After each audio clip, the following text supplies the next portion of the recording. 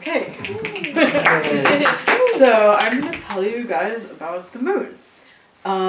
So I'll just tell you my story about how I got involved in the moon and moon rituals. So a couple of years ago, I was feeling lost in time. I felt like I didn't have like a really, the work week goes thump, thump, thump. And I wanted to hook onto some sort of like more natural time. So I got really interested in time, and I got myself a moon calendar. And I tried to follow the phases of the moon. And so eventually I decided to start sort of marking, and it started on the new moon, to start marking the new moon in order to help me just sort of follow what was going on in nature. And it also connects to spirituality, and there's this beautiful connection between science and spirituality in the phases of the moon. Because the moon is actually one of the first objects of science.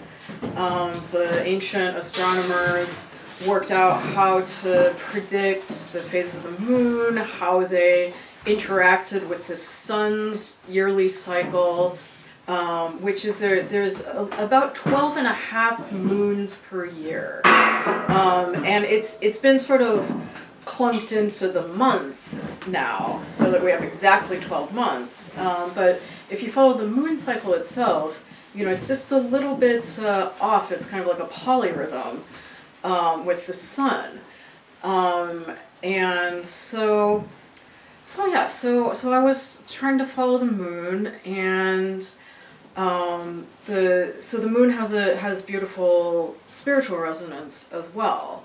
And in a way, I've just been finding out what the moon has to say. I didn't have a moon circle to go join, so I kind of created one myself.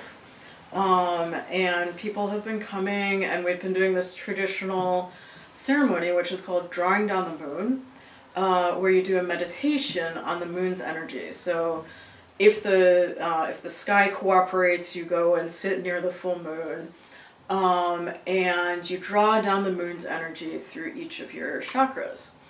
And it's very powerful and beautiful, and it's a time of magic.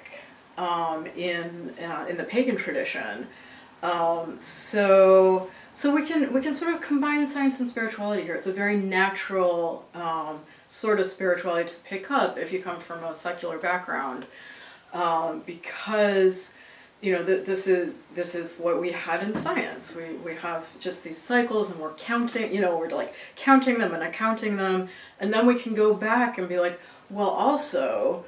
There's the goddess Artemis, who's associated with the moon, and we can have sort of like a secular but spiritual ceremony, honoring the passage of time. And so the sun and the moon sort of intersect, and so this month we have the equinox, the spring equinox, and then the first moon after the spring equinox is the worm moon. And the worm moon, and so each moon of the year has a name, and in fact it's standardized right now in the Old Farmer's Almanac. So you go to the Old Farmer's Almanac, and you find these traditional names from the moons, which are from Native American culture. They sort of originate from there, but now it's Old Farmer's Almanac. And you'll see it on different calendars and things. So this month is the worm moon, and that celebrates the worms coming up through the soil as the soil melts, or used to melt when we had frozen things. So anyway, but it celebrates the worms coming up, the robins finding the worms. Or alternately, it could be the sap moon, or the crow moon. So yeah, that's sort of the origin of my personal moon ceremony. Of course, there's many moon ceremonies out there, and sort of like as you use this energy and get to this energy, you sort of find other people who are doing the same thing, and And so it's been really great, and there's all these synchronicities. Like I went to a farmer's market and I found moon ritual oil. It's just like, so there's a lot of people doing these things, and it's a very folk religion sort of thing. It's very coming from very natural impulses. So I wanted to just say a little bit about each of the phases of the moon. And especially the first quarter, which is the one that is most associated with this time of year. So the moon has 4 sort of waypoints on its phases.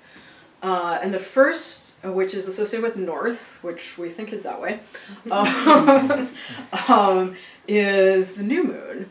And the new moon is associated with the winter solstice, with darkness, with something new, something fresh, something has died and will be reborn.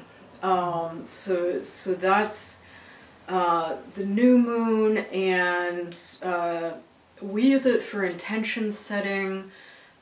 So you set intentions for what you're going to do, or you check in with how you did on your previous month.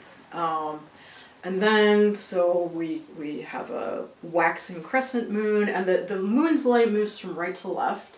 So the waxing crescent comes in on the right, and it moves and moves, and then we get to the east, which is, things are moving.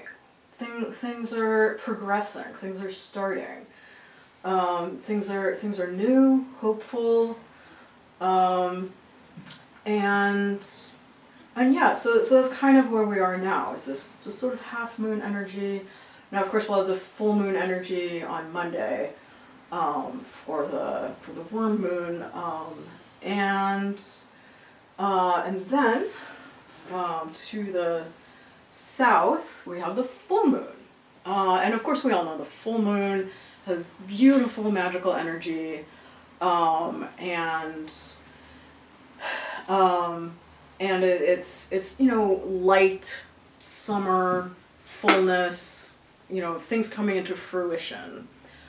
And then we have waning gibbous for a while. And then we get to the third quarter moon, which is then it's then a time of kind of things are wrapping up, and slowing down, and the West is also associated with imagination.